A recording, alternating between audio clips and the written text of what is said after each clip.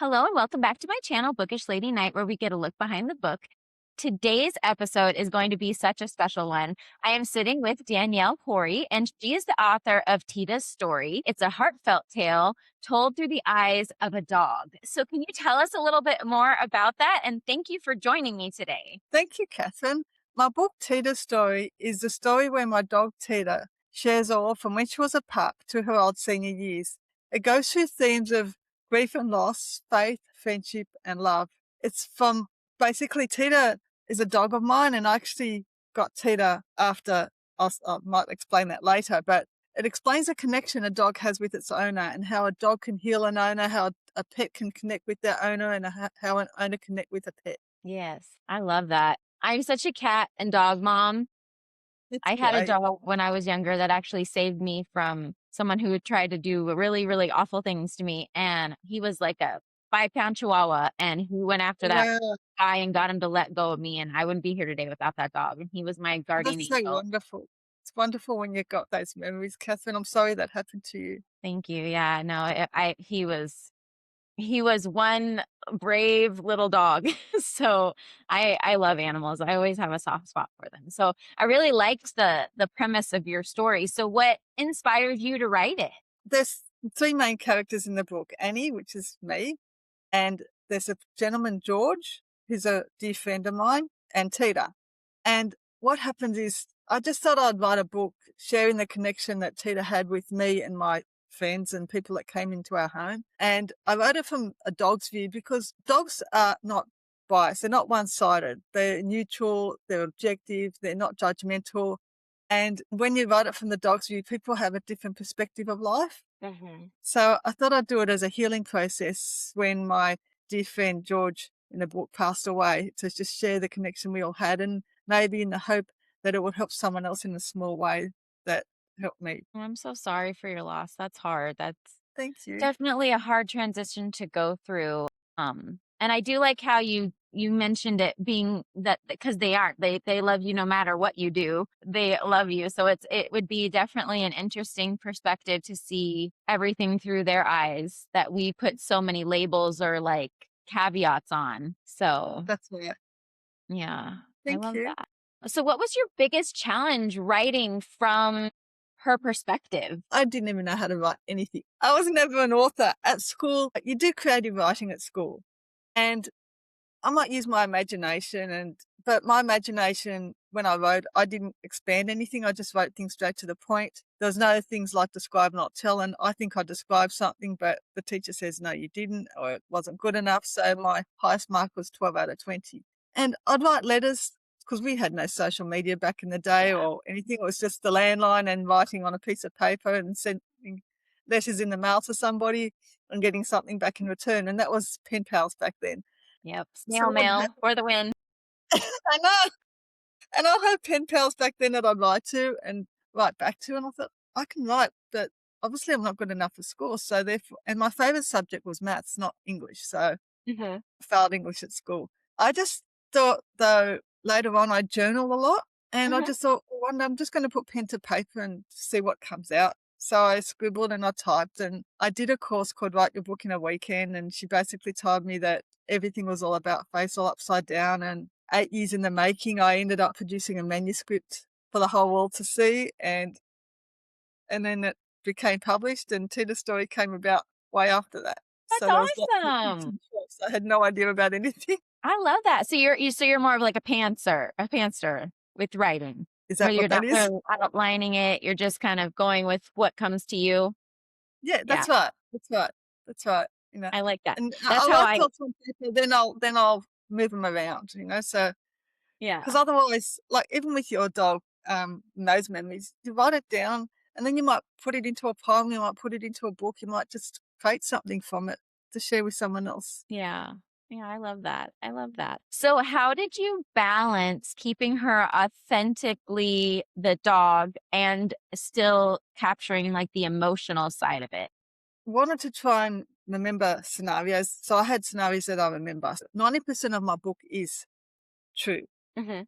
When I go to work and she's out in the backyard, that part, well, what did you do there? And you make up little scenarios there. But 90% of it, because I was there, I'm with her all the time. Yeah. So there's things like bath time, for example. I know, for example, Tita doesn't like to have a bath, but she tolerates it. So write my experiences there and then try and turn it into a dog's view. I learned a lot from when you watch people like Cesar Millan and the Dog Whisperer and reading other books about things. It's like, oh, is that why she did that? And is that why she reacted this way? So I learned a lot that way and got a Yeah. more understanding of why dogs behave the way they do. Yeah. And a lot of it is to do with the human and a lot of it's to do with their energy. Mhm. And it's like, oh, okay, that's why Tina and I get on so well because my energy matches hers. And so that's, yeah. Yeah, that's really cool that you got to use all of that. Yeah. So if you put a lot of emotion into it, it's like um, when you're angry, you get more emotional. But if you stay calm and explain something, then the other person can be more amicable. And so that's what I try and put in my book. Yeah, I like that. So has writing this book now changed how you're perceiving animals in real life? It has. And just having Tita changed that because I learnt how to be more intuitive from an animal's perspective. Mhm. And so, and even writing it does because it brings out the healing. It brings out, I'm writing this, for example, one scene is Tita, for example, whistles when you get in a car. You call her name. And we were in a car taking her to the vet. George was in the car with me and we took her to the vet and we came back and he's whistling away. And then she jumps from the back seat into the middle seat because he had a station wagon and lands in his lap. And it's like, what the hell are you doing here? So you learn about stuff and then you try and make it fun instead of, oh my gosh, you shouldn't have done this. You make it Yeah. fun because that was a fun scene, even though you think, oh, what the hell is she doing here? Was it, you have to Yeah. laugh because that's what she did. And you don't Yeah. know about those sorts of things. So when I'm writing, I learn how to change the tone of my writing and learn how to be more expressive and use different words and not repeat myself. Yeah. I like that. So do you believe that animals are more emotionally intuitive than we sometimes give them credit for? They are. They definitely are. They know what we're thinking before we even think it. And there's been scenarios for me. I was made redundant at work. My mum passed away. And, there's certain situations like that that happen in the book. And even when George passed away, and Tita knew that I was upset. She knew I was down and should stay by my side. Yeah. And at the same time, she was grieving as well. So you have to learn how to cater for her needs. And Tita was epileptic, so I had to learn how to cater for her medical needs as well. So this balance. I never had a dog before, and Tita never had me before. So it's like learning to live together. But there was no, oh Yeah. my gosh, you've got to stay in here, and I've got to do this, and I like watching this show, and you like watching that show. We just blend it, and Yeah. so if you're calm and but stay centered, you actually learn from the dog and you learn how intuitive they are to you. So they don't judge you. It doesn't matter if you wake up and stay in your pajamas all day. They don't care. It doesn't matter. They just love you for who you are. And that's all that matters. Yes, you can be unabashedly yourself with your animals and they do not Exactly. care one way or the other. Even if you might be angry and you vent out to them and you swear and you're carrying on. They just sit there and they understand you. And it's like, Mum, that's okay. Let's play ball. Let's, do something fun. Okay. Yeah, Take exactly. your mind off it for a while and come back to it and you'll be a lot lighter. Mhm. And it happens. Yeah, it, like, shifts you out of your, like, troubles. It does. It shifts you out from your zone 10 mode, even your moods. You might be in this upset type mood and zone 10 mood, and it might take you down to a zone 5. So, okay, now I can cope with what's going on. I'm going to, instead of sending an angry email, I'll send something diplomatic and Yeah, something like that. you switch your perspective and you don't take it so Exactly. maybe not so seriously. It's still serious, but, like, you can step away from it. That's right. That's right. Yeah, I like that. Was when she first came to you, did you notice, like, a nervousness? Like, when you bring home an animal for the first time, there, like, uncertainty, or did she kinda just mold seamlessly into your life? The way Tita came into my house 4 days before my home was broken into, and the police said to me as extra security to get a dog. And I worked full time. I left home at sunrise, came home after sunset, and I thought, do I get a dog? It's not fair on them when I'm not there all the time, and I'm not giving them the attention they need, and I live by myself. Mhm. So I just didn't know how to do this, and I didn't have a car. So I thought, how do I take her to the vet if I needed to take her to the vet? Well, dogs go to the vet every year, so to get a checkup. Mhm. Anyway, Tita came, a friend of mine actually rang up and said, I'm giving my dog away. If I don't give her away, she'll have to be put to sleep. And I'm thinking, I'll be over soon. So I rang up my friend George and he said, well, bring the dog over. You're not obliged to take her, but just see what happens. I'll come over. So he came over and Tita came over and she just roamed around the backyard, smelling the different smells in the yard, took a drink of water that I had a red bucket filled with water on the back deck and she took a drink of that. And she just, and then her owner just walked away and drove off and left her. And that's how she came to my house. Oh, she's like, I'm And then we here. just I bonded. belong here. Yeah. Oh, that's great. So do you feel like sometimes she was the one that rescued you versus you rescuing her? I do. I do. We rescued each other. We Yeah. rescued each other, most definitely. I rescued her because the owner didn't know what to do and she thought she'd be put to sleep. And then she rescued me because I needed some company and I needed something there that I could look after. And she taught me that I could go to work and come home and she'd sit in the yard and she'd wait for me. And she never dug the garden up. She kept herself busy. I had food out for her, and when she came inside, she got very excited to come inside, and then she just settled in her little part of the house, and that was it. So she Yeah. showed me that I could have a dog. Yeah. So that They're so unconditional adaptable. love that dogs, yeah. So the Yeah. unconditional love that dogs or animals in general give us, what do you think that means for you personally? Well, what it means is that you're not alone. You have company. And yes, it may not be human company, but it's company. And it's company that's not judging you. And it's company that's there 24/7. And they watch out for you. So, like you said with your dog that saved you when you were in a traumatic situation, Mhm. Tita saved me from a lot of things. And it wasn't maybe not as traumatic, but even as small as I recall somebody knocking on my door at 1 o'clock in the morning and it was a delivery. And I thought, I wasn't expecting anything at this hour. Oh And my she goodness. barked and I thought, and basically the address had my address on it, had my street on it, but it was a different state. Instead of New South Wales or Sydney, New South Wales, which is my address, it was supposed to be in Queensland. Wow. So I don't know how that happened. That's a big shift. Yeah. And especially Yeah. that in the middle of the night. Oh my goodness. No, no. But when people come, she loves people and she loves, except dogs. Yeah. She's like, She's I okay don't with want to dogs at meet the other vet, dogs. but when it's something else, she's very protective. Yeah. Yeah. I like So she's that. very loyal, she's very protective, and she knows that, she's there for you and actually gotta you get into a routine by having a dog or a pet. So you have to get up in the morning, you gotta feed them, you gotta make sure they go to the toilet, Mhm. you clean up after them, Yeah. all that sort of thing. Take them for a walk. Yep. It teaches you a discipline for sure because they're reliant solely on you. They can't go get their own food and can't, open the door for themselves unless there's a doggy door. But most of the time, most people don't have that. So they're totally reliant on you. So their needs come first always. So I can see That's that. right. So this book touches on tuition and spirituality and faith. Was that intentional from the beginning when you started writing it? I think so. I think so. I'd like to put spirituality into it because animals are intuitive. They come from a spiritual sense. They're not ego based like humans are. And whether they learn about faith and hope, it's nice for them to learn about the human side of faith and hope as well as us learn about the animal side of faith, hope, and love. So it's a way of connecting the two worlds, the animal world and the human world together by being spiritual. And Yeah. I've always been a So if you, spiritual type person, so I mix yeah. them both. Yeah, I feel that. I don't get to ask it very much, but I'm gonna ask you since you have that in your themes in your book. If you could pick, your spirit animal, what do you think it would be? Would you think it would be a dog or do you think it would be another? I'd like to say a dog, but I also think there's a bear around me spiritually, like a big brown grizzly bear, not the smaller ones. Mhm.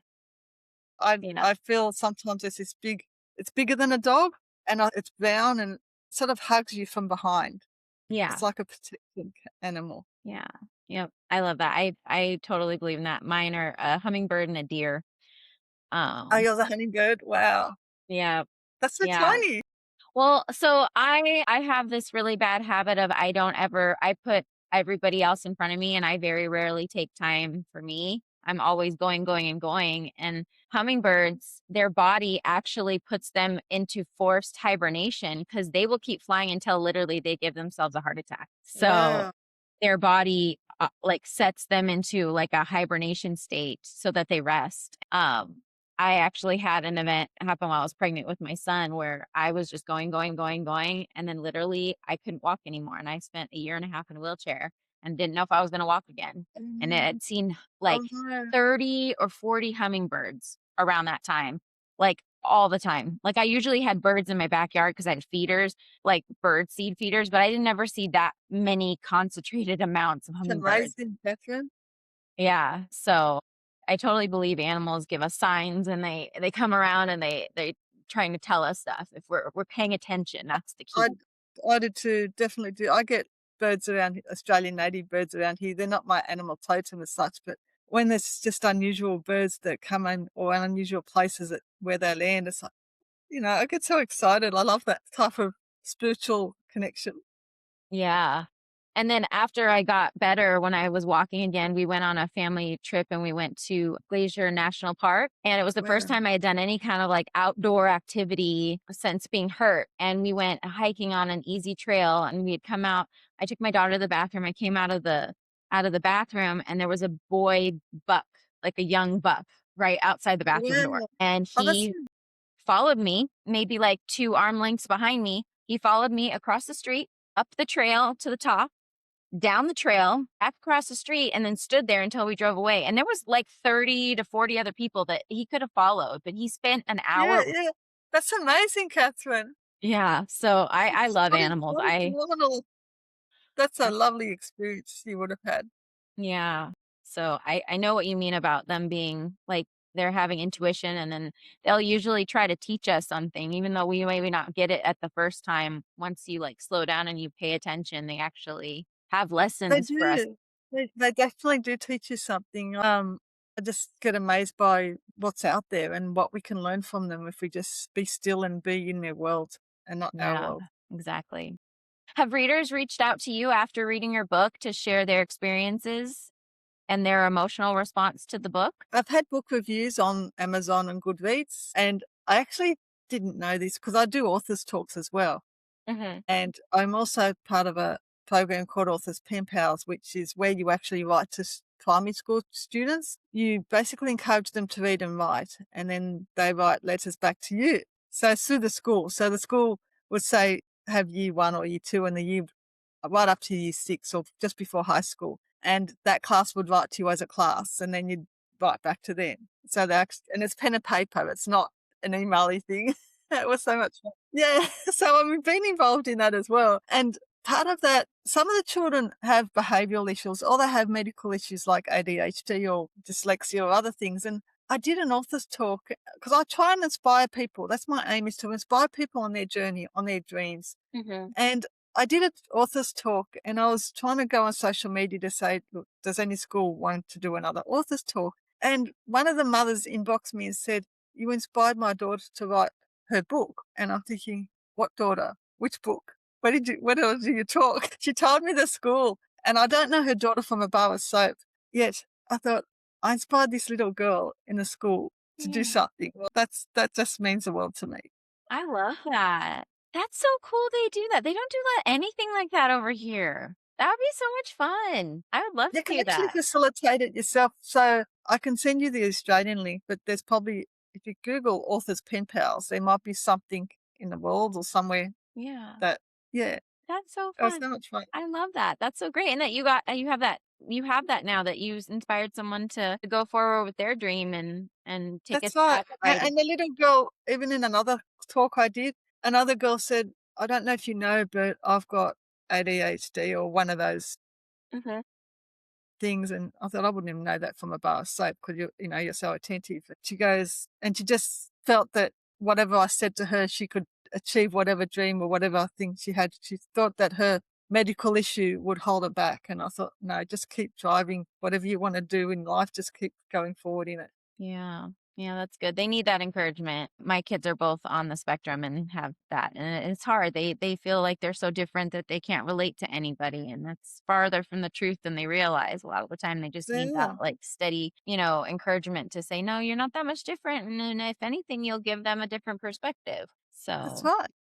yeah. Just let them strive for just because they're different or as you say on the spectrum, it doesn't mean there's so many people out there that they talk and and they say this, and then all of a sudden they say, "Oh, by the way, I've got this," or "I'm on the spectrum." It's like, huh? I wouldn't Yeah. know that. You know, Yeah. I don't know that. Exactly. Exactly. So now being a writer, what is the writing process or during this time, what was it like for you? This might sound really strange, but I often get my thoughts some ungodly hour in the morning, and I've got to wake up and start writing them down Oh, rather yeah? than middle of the day. Usually between 4 and 6 in the morning, the mind just decides to write about this, and I'm thinking, "I'm asleep." No, get up and write. So I'm typing something down, and it's Yeah. then they say, and I'm typing away, and it's like, "I've got to go to work now." "Well, no, finish this first." It's like, "Well, why are you telling me to do it now? Couldn't you tell me later when I got back?" Exactly. It's all the So talking in your mind and you just have to get it out, I get otherwise this you'll lose it. Well, that's right. So I'm there type I mean, it might not be the perfect thing. I also sometimes I used to have random thoughts as I'm driving or somewhere, so I'd have a notebook and a pen in the car and where I can pull over, so it's not like Yeah. I'm driving and riding, forget that idea, you don't do anything like that. You pull over where you can. If you're 5 minutes away, it's like, "Hold that thought. Let me pull over, let me get to my destination, then I'll start writing, and then I'll start scribbling something, then I'll get home and start typing it up." Yeah. So I and sometimes it's just in the middle of the day, so there's no random routine of, set time, set day, set this.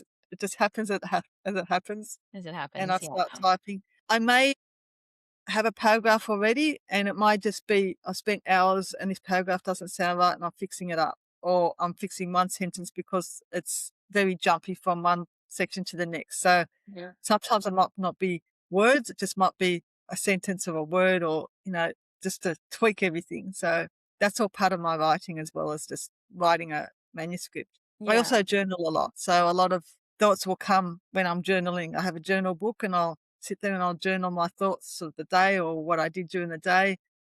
And then all of a sudden, it's like, "Oh, why don't you write about this as your next book?" "Oh, good idea. Okay, write that down."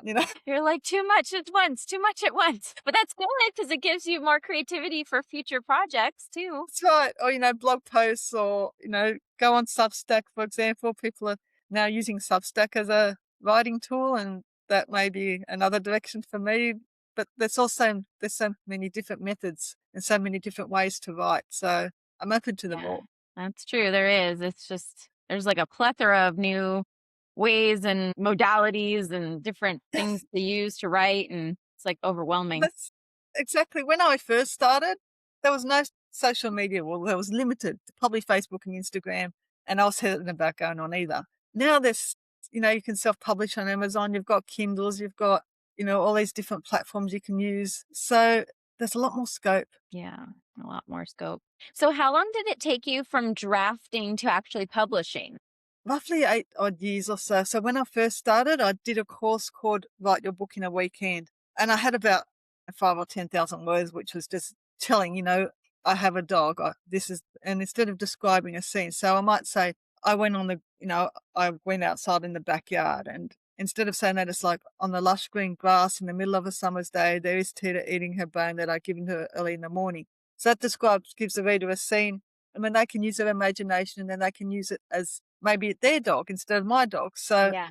that's something they can relate to in their life. And so I had this manuscript, and then the lady who facilitated the course said that I could use her as a mentor. So I ended up going back and forward to her about 3 times. And then I had this big manuscript that I didn't know if it was good enough or not. Mhm. I had a dear friend who actually does writing as part of his work and research, and I said to him, "I'm writing a book." And he goes, "I'll look at it for you." And I thought, "But will you? It's such a big wad of paper. I've got this huge wad of paper.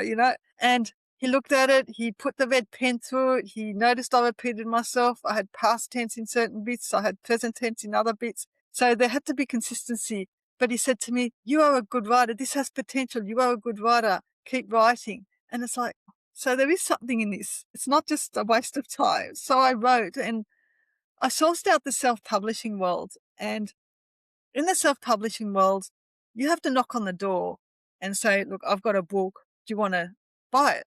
And there's a lot of that kind of salesy marketing type thing, Mhm. not the internet, because the internet wasn't as much as it is now. Yeah. And so I'd go to a pet store, I'll go to a person and say, "I've got this book," and they'll say, "Oh, can I read it?" And I thought, well, no, you have to buy it. If you want to read it, you have to buy it first. Well, no, I want to read it first, then I'll decide whether to buy it. And I thought, well, you can't do that. And then I found people who bought my book, put it in their store, but they wouldn't give me any money until all the books were sold. So I lost money. And then that person passed away. And I just thought, well, maybe the publishing route's better for me because I don't have to put up with all this sort of stuff, Hmm. negative things. So I actually found a friend. I had a friend who had a book published, and he gave me the contacts of his publisher, which was New Holland Publishers, and that's who I contacted, and that's how I got my book published. They deliberated though, because even though my book is fiction, because it's told in the eyes of a dog, it's nonfiction. It's actually Oh, the other way around. Because it's nonfiction, because it's memoir. Memoirs are actually nonfiction, but because the book's told in the eyes of a dog, not a human, they classify it as fiction. So they didn't know what to do. they didn't know where to put it. Well, they're predominantly nonfiction publishers, and they said, well, do we publish this book or not? And they took the risk and they published it. And that's how I got into the publishing world. That's awesome. What was it like working with them other than, that brief beginning where they were unsure? There's a lot of things to learn. With your publishing, you still have to market your book. You can't just rely on the publishers to market your book. They get it into the bookstores. However, you don't know what bookstores they have it in. So I can't knock on the door and say, oh, do you have my book? They don't tell you what bookstores you're in because they say it's due to privacy. But I thought, but I'm the author. Yeah. It doesn't matter. So unless someone tells me, guess what, I found my book in this store, I have no idea what's in that store. So then I can't collaborate with that store until I know it's there. Yeah. I didn't know So that. there's a lot of things like that. You get paid less to a traditional publisher. They take their cut, retailer takes their cut, and then you take your cut, which is probably 10, 20% type of things. There's a lot of things going on with a publisher, and they'll promote your book for a certain time, but after Mhm. that, it's up to you. And that's up to you. So there's Yeah. a lot of learning, a lot of learning. Yeah. Well, I thought this would be fun since it's from her perspective and you speak Um, for her. So, if Tita could give us humans one piece of advice, what do you think it would be? From a dog's perspective, be yourself and let go of all the ego. Just be centered, be you, and not worry about all that sort of stuff behind the scenes and the doubters and the naysayers and all that kind of thing. Yeah. Yeah. That's good That's what I advice. say. That's good advice. So, if this was made into a movie, who do you see being her voice? Have you thought about Maybe that? me being her voice, you mean? Or Yeah, like who would be the voice for her in the film? Do you have an idea? oh, Have you thought no. about that? Wow, nobody's asked me that. That would be so wonderful if that would happen. I haven't thought of that, to be honest. I mean, I don't mind being a voice, or someone else could be a voice. I'm open to all suggestions. Actually, it could be she's a female dog. Yeah. So even if a male has a voice that could cater for that, I'm open for that as well. So, because your voice is an instrument, it doesn't just cater to one tone. It's like a piano. It can go from low tone way up to high tone and have all these different accents and all these different voices. So anybody that's willing to be a dog's voice and be her voice, I'm open That'd to be it. that'd be really cool. So when I was in, I think it was 5th grade, maybe 6th grade, we had a guest come in and she might have been the author. Now that I'm thinking about it now, I'm like, maybe that was the author that read the book to us. But there was a book, and I totally am recommending it to you because it is told from the perspective of an animal, but it's called The Autobiography of Foodini and Cat.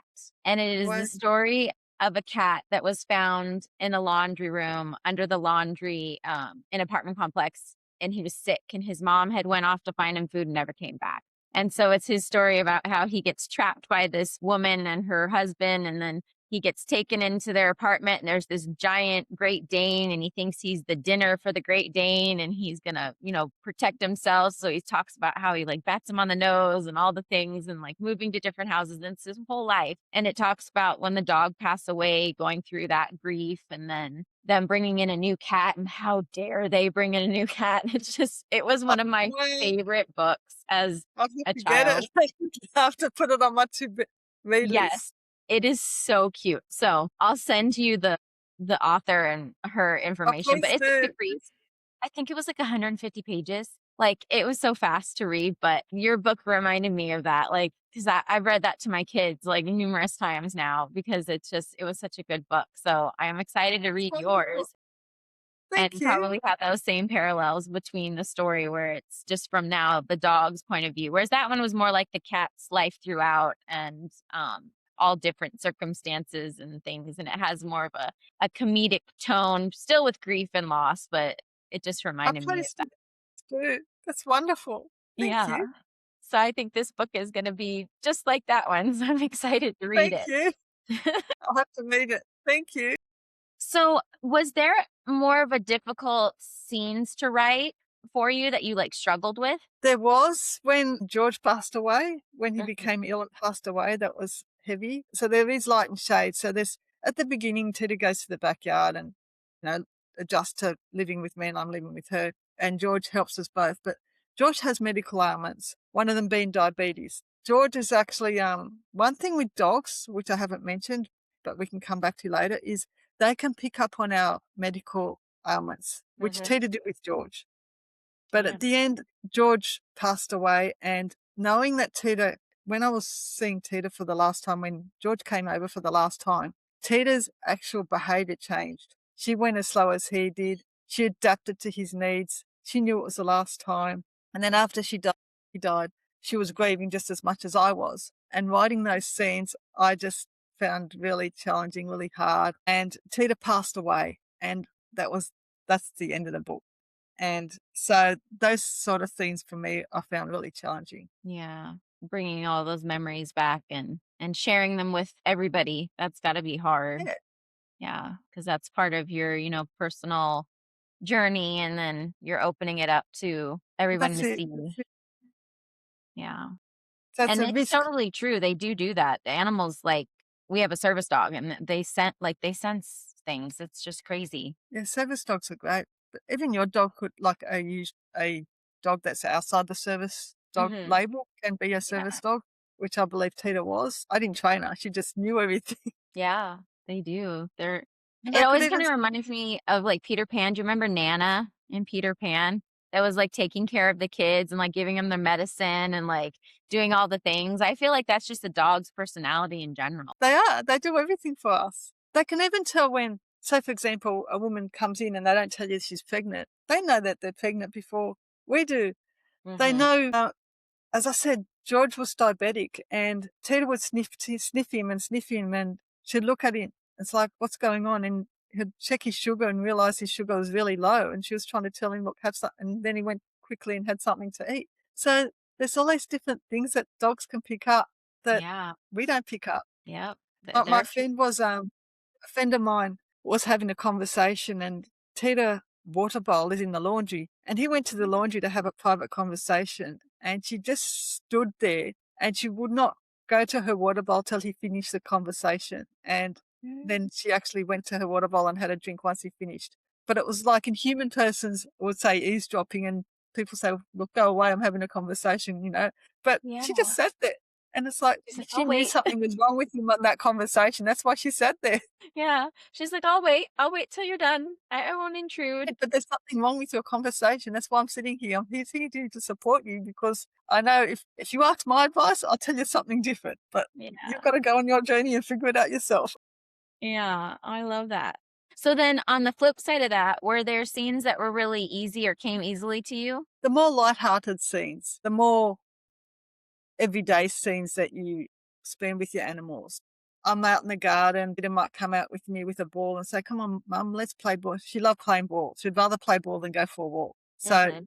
and it's not just throwing the ball. You might kick a ball as if you're soccer and she'd pretend she was goal. She'd defend the ball behind the goalpost. So she'd like to try and not get the ball past her, for example. So there's all these different games with balls. As she grew older, I put the ball under a blanket and to try and use her paws and to lift the blanket up and retrieve the ball. So she just liked playing ball. So that was a key thing I put in my book a lot Yeah. was things she enjoyed doing. Yeah, I love that. I love that.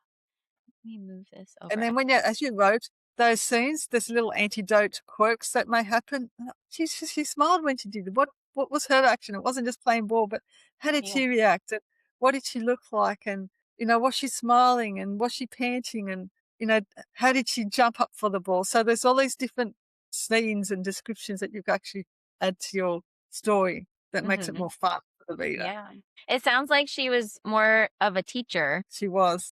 She was. Yeah. Yeah. Yeah. Yeah. So are you working on anything new? Something coming out next? I'm writing my dad's personal memoir, which is a personal thing for family. But outside that, once I finished that, I started a manuscript for another nonfiction book, which is of a probably, and I'm not going to, because I don't know what your trauma was. However, is a trauma type situation that I'm writing a book about Okay. in my situation. So it's about me. So it's Yeah. things of that kind of nature Yeah. in the future. So that's another thing on the side. Okay. Yeah. Are you going to be in any events? Are you doing any local signings close to where you are or where we would maybe see you out? I hope to. If somebody wants me to do a podcast or an author's talk remotely or otherwise, please let me know. Definitely. Yeah. I'll, I do local talks to libraries, mhm. schools. We have like Rotary or podcasts or things like that, and I do talks there. So, but I'm open to anything. So I don't just restrict myself to those areas. I Yeah. can, and I cater to the audience. People will say, when I first rang our library and I told them it was a book about a dog, they say, "Oh, we don't want to talk about that." And I'm thinking, I'm not talking about a dog and I'm not talking about a book. I'm sharing my life or sharing, like, if you want me to talk about grief and loss, I'll talk about that. If you want me to talk about healing, I'll talk about it. If you want me to talk about spirituality, the stars, the moon, or intuition, I'll talk about that. You just tell me what it is and then I'll cater to your audience. Yeah. Yeah. You can So maneuver let's and try and, adjust. I'm adjusting to whoever needs that, you know, needs me to be there. Yeah. So I thought it'd be fun to do. I usually do a would you rather. So I have a few of those and then I have just a couple more questions after that if you'll Tell me, indulge tell me. me. So I think this one is fun because it lets us get to know you in a fun way. So would you rather a physical book, an audio book, or an ebook? Physical book. Physical book. I like the hardcover. Then I say audio. The reason is the physical book you can take with you everywhere you go. You put a bookmark in it. You know where you're up to. You're not staring at a computer. Mm-hmm.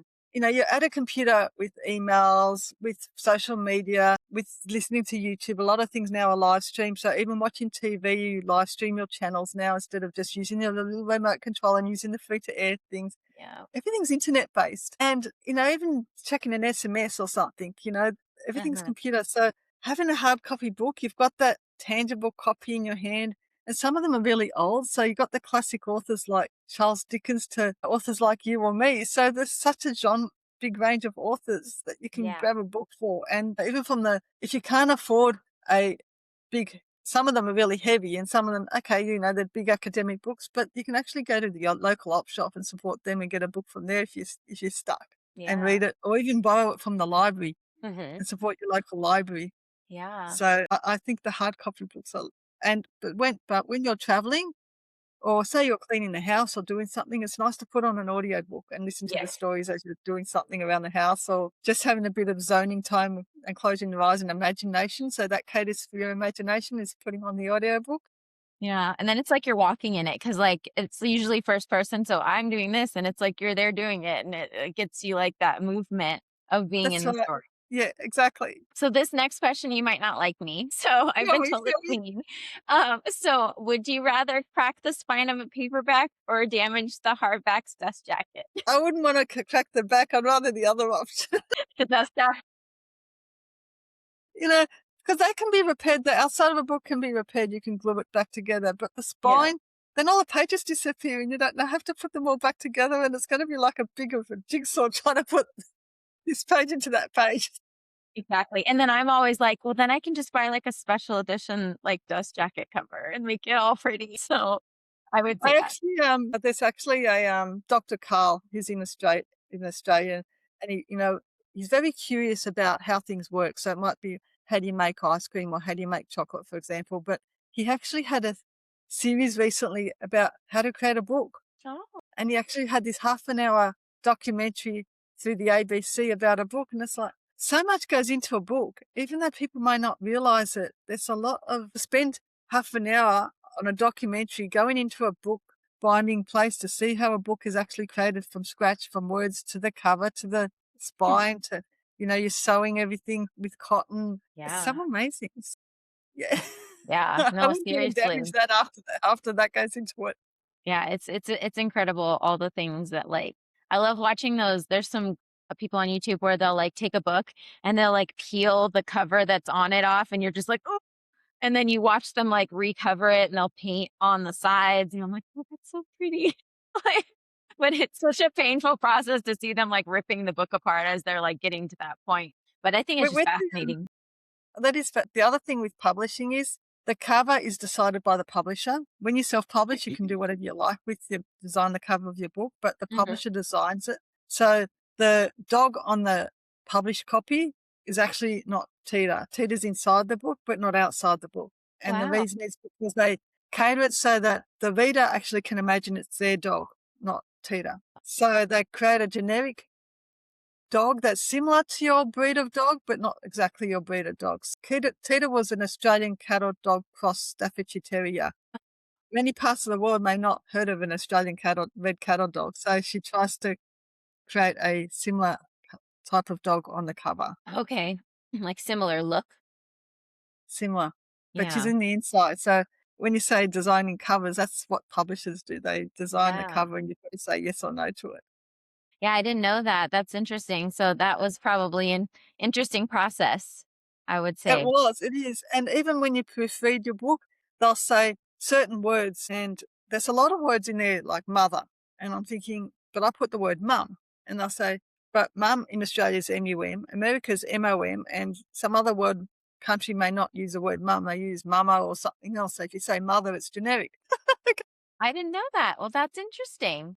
So all these different things about, you learn as you go along. Yeah, exactly. So, would you rather have dinner with your favorite character or your favorite I would say an author. author? I can learn from an author and know what got them into where they are and inspired them to actually go where they are. People from classics like Charles Dickens, so even if it's a deceased author, so it's classic authors like him, or even William Shakespeare, it would be Wow. awesome to know about what they did and how they worked back in the day. Yeah. And then modern authors, people who wrote like Harry Potter and all those books, because they just didn't, when they wrote their book, it took them ages to find a publisher. And Yeah. what made them keep going? So their book wasn't published the first time. They took a long time before they got into the traditional publishing game. And what made them publish?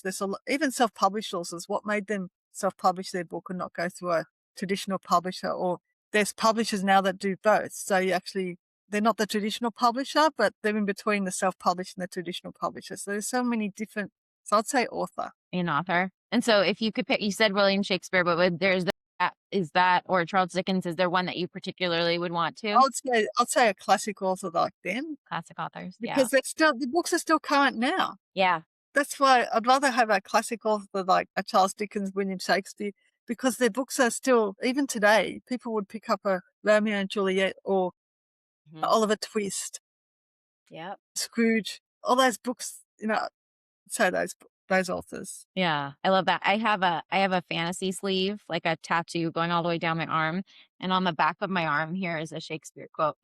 So, I Wow. love Shakespeare, so I would wanna have dinner with him, that would be fun. Because he speaks so differently as well in his books. Yeah, The language in his books are totally, I did Shakespeare at school and I couldn't understand a thing. yeah. But to go No. and see a Shakespeare, just to know that he's still around and people use it Mhm. in their school and people you can see it's just Yeah, amazing. it is, it just it keeps going, like, it can be applicable, and people, even to this day, we use it for, like, retelling or inspiration for their stories, and That's it's, right. like, so long ago, like, it's just crazy. Totally, totally. Yeah, I love that. So when you're reading, do you prefer to read memoirs? Do you like fantasy? What is the book that you'll gravitate? I'm open to everything. I read Fourth Wing recently, that book. Yes, What's your thoughts on that one? I have Tarn right here on my arm. Wow. Wow. I have some quotes from that book on this tattoo sleeve, so I love that. So I read that one recently and I'm in two minds. I think she's talented. I wasn't expecting and I liked how Violet strove right up to the top and she was an inspiration. So people thought that she couldn't, no, she's too short, she can't do it, all this sort of thing, but she made it, and that's what I liked about the book. I love that. I love that you read that. So Violet is based, the author has POTS and EDS. And so Violet has that and I have that. So that book to me is like, and my dog is named Violet. So Yeah. I named her after the book, and she's a black dog. Like, we're not alone, or we're seen, or, even though we might have some sort of disability or limitation, that we can still overcome. I found the first half was it could have been condensed a bit, Mhm. but once it got into the second half, it was a lot better. Yeah. Are you gonna I read the wasn't other ones? I'll try to. I have to tell you about this. I went to the bookstore. I had a voucher, Mhm. and I went to the bookstore, and there was 2 copies of that book, Fourth Wing, and I Uh-huh. thought, well, what do I get? And one of them was signed, and one wasn't. But the signed one was cheaper than the unsigned one, and I thought, well, I'm going to get the signed one. How can you make this one cheaper? So I bought it. Oh my golly, how cool. That's so awesome. You have a signed one. That's like a mythical unicorn. So would you rather reread your least favorite book every month or never read your favorite book again? I read my I'd like to read my favorite book more than once, so I'd go for the first The option of first one? Yeah. the I'm first sorry. one. That one is also not a fun And one. I think that the least favorite book was the least favorite book at the time, but later on it might be an okay book. Yeah. Yeah. So why was it the least favorite book? Because did it strike a chord with you inside that you don't like? Could Or be. was it because of the style of writing? And it's like, well, okay, it's a style of writing. And I look at books and I think some of them, oh, gee, I don't like this. How did this book get out there where this book's better and it's still sitting here, But Yeah. yeah, Yeah. yeah. It, So it would gives you a you teaching learning game. Yes, exactly. Exactly. So would you rather tea or coffee? Tea. It's so easy. And you? And then would you rather read the book first or watch the movie first? Read the book. I had Red Dog, for example, and I read the book, I listened to the audio, and Mhm. I watched the movie, and even Marley and Me is another Yeah. one. I read the book. They're totally different. They're not the same as the book. Mhm. And I think, why do you have to ruin a movie? Why can't you just make it the same as a book? Exactly. 2 different, even Little Mhm. Women, there's so many different versions of the same movie. I like the old classic. I'm an old classic movie person. Me If you're too. gonna modernize it, keep the story the same. Exactly. Because you're sitting there like, it wasn't that way in the book. It didn't No, happen that that's way. right. And people say, "Oh, it's a great movie." It's like, no, it's not. Yep. The book's better. Exactly. So would you rather a sunny day or a rainy day? I like rain, Rain. then I can sit there and read books. Yeah, exactly. Exactly. Then you have a perfect excuse to stay home. Sunny day if it's not a heat wave day. I love the sun. The heat, when it's heat wavy and really, really extreme, it's another story. So rain, because it looks after the garden, it looks after you, and it keeps you inwards and allows you Yeah, to do indoor things. exactly. I like But as that long as too. there's a balance Yeah, in the end. exactly. So would you rather a standalone book, a duology, or a trilogy when you're reading? I say standalone Standalone? because everybody has a I don't mind trilogies or even, 2 or 3 stories, but it Mhm. depends on the thickness of the Yeah. book. Yeah. Sometimes books are so thick, it's like, why can't you just divide this in 2 and make it 2 stories instead of 1? Exactly. Exactly. So, I like to know the story at the end.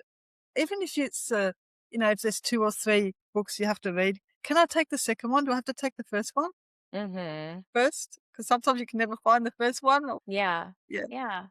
I can see that. yeah. So, in your opinion, what makes a great story? Something that's inspirational, that's of the heart, and something that's engaging is what I like in a story.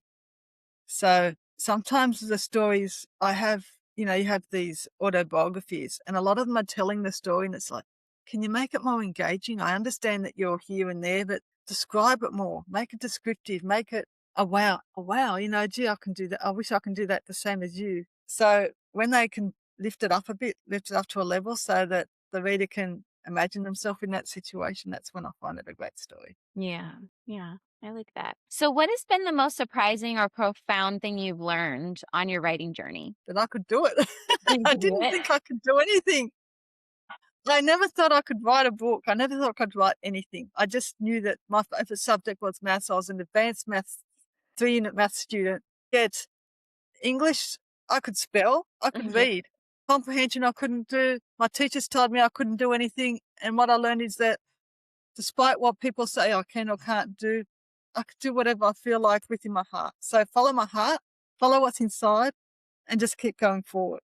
Yeah, I love that. That's very, very good.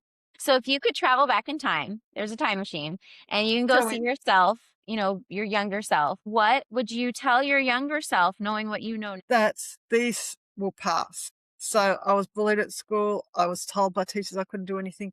Just know it will pass. There's people to support me on my dreams and my hopes. And know that things will get better as I keep going forward and keep staying positive. So just know that even though sometimes I feel really downtrodden and feel like no one loves me and I'm not worth anything, know that I am worth something. I wasn't put on this earth just to say that I wasn't worth anything. Yeah. Everyone's put on this earth to be inspired and go forward and be loved and be supported by everyone around them. So just keep going forward and know that you are loved and cared for. Yeah, I like that. So then, while you're back in time, what would your younger self tell you about what they see in you now? That they're very proud of me, that I strove for success. And success doesn't have to mean, oh, you sold millions and millions of copies, but success is for me that I've got a book. I sold a book to someone overseas. I sold a book to someone in Australia. I've inspired people on their journey. And it doesn't have to be millions and millions of dollars, but my book is out there in the big wide world for people to read and be proud of that. Yeah, you should be. It's awesome. You wrote a book. That's so awesome. You put your Exactly. thoughts into it and thoughts from things. Don't be afraid. Just keep going forward. Yeah. Yeah. So, what is something unique or quirky about you that we maybe don't know, or a hobby that you have? Okay, I love my garden. I'm an avid gardener. I'm an avid animal lover, but I also love astrology. I'm also spiritual, so I like the spiritual world. So I'm open to when people say, is your deceased loved one with you? Yes, they are. So I'm open to all that kind of other side I of the love world. And also, I'll say, oh, the moon's rising tonight and Jupiter's next to it and Venus is here. So I like that as well. the energies that it gives you. I mean, all the planets like Mercury retrograde always sends us haywire. Exactly, exactly. I mean, people say, might say, for example, I had a flat tire recently. I had a new car and I had a flat tire. There was nail in my car. Fine. The neighbour next door had car trouble. My friend down the road had car trouble. What's going on up there that's causing everybody to have car trouble all of a sudden? Yeah. Yeah. So I'm curious to know in the big wide world of things what's going on in there? And even Exactly. medically, if somebody has a health issue, for example, I also like to see the alternate. I like to complement the medical by Mhm. having alternate Yeah. solutions as well. So Yeah. there's both in the regime of things Yeah. I agree. and even the energy. So that's like Reiki or, I might say, because mum's up there in heaven, mum, can you help me with this? Why is maybe can you help me heal? So I'll let her do the healing, not me. So it's all this sort of thing. Or crystals. I love crystals. I have them all over my house. I love crystals too. I've got a whole heap of there as well. So candles, crystals, exactly. Exactly. Well, The I one love thing I them. do with crystals, I don't know if you do, at Christmas time, I make my own bonbons. Uh-huh. The bonbons that you pull apart? You can Yeah. make them yourself. So you put your own prize in there. So you buy like those little tiny crystals like this size. Yeah. You wrap them up into like bubble wrap. You stick one in each. It's like so you get a toilet paper roll. You make up a joke. So you get your kids to make up their jokes, find a joke, wrap it up, put it in there. And you can buy those things at Pop from like those craft shops Huh? or haberdashery shops. You can buy it's basically long and skinny. So it's about that big. Yeah. So that the proper thing, Huh? and you get wrapping up paper. So you put crystal in there, you put a joke in there, you put the puffer in there, you got in a toilet roll. So it's got to fit the width of a toilet roll, and then you Cool. wrap it up in Christmas paper like the bonbons are, and you pull it apart. So I do that, Fun. That. and then everyone will pick a bonbon, and everyone has a different crystal. Yeah. Oh, I love that. That's so cool. That's a good idea. I'm gonna try that. So my last question for you is what do you want readers to take away from as a message from you after reading your book? Know that animals are there to help us, whether it's your pet. Sometimes you don't have a pet, and it's okay not to have a pet. You might walk down the street and the dog might come up to you and you pat it. That's enough. That helps you heal. You might see a bird down the street. You might go to your friend's house and there's a dog there, and all of a sudden it just comes up to you. And try not to be afraid of the animal. Just know that they're there to support you and help you. And even if you can't get a pet for whatever reason, you can actually foster animals. You can foster pets. You can go to volunteer organizations like the RSPCA and help them. So there's ways to actually connect with animals. As you say, you saw a deer and the birds in your yard, as simple as that. So connect with the animals around you and know that they're there to help you and inspire you on your journey of life. I totally wholeheartedly agree with you on that. I love that. I do. Well, thank you Thank so you. much for coming on today. It Thank was you, so much fun Catherine. It's talking. such a lovely time. We had so much fun. Yes, we did. For everyone out there, I hope that you run out and grab a copy and let me know what you think. And of course, do a review. And then please share this with anyone that you think could use this to, if they're dealing with a And, hard and time or they're an animal lover. Yeah, so And thank even put a you. review up with your books, even with mine. So, because more reviews that go up on Goodreads, Amazon, and all those other websites out there, people know about it then, and they'll Yeah, buy it. So even like with your books and your writing, with everybody's writing out there, just tell everybody, yeah. spread the word. Yeah, if you enjoy it, definitely. It takes, less than a minute to write something and let people know that you enjoyed it. And it means a lot, especially to indie authors. It means a lot That's for it. them to have That's that. right. Yeah, Thank you. of course. Well, join me again next time as we get another look behind the book. And until then, happy reading, everybody. Happy reading. Bye. Thank you so much. Bye.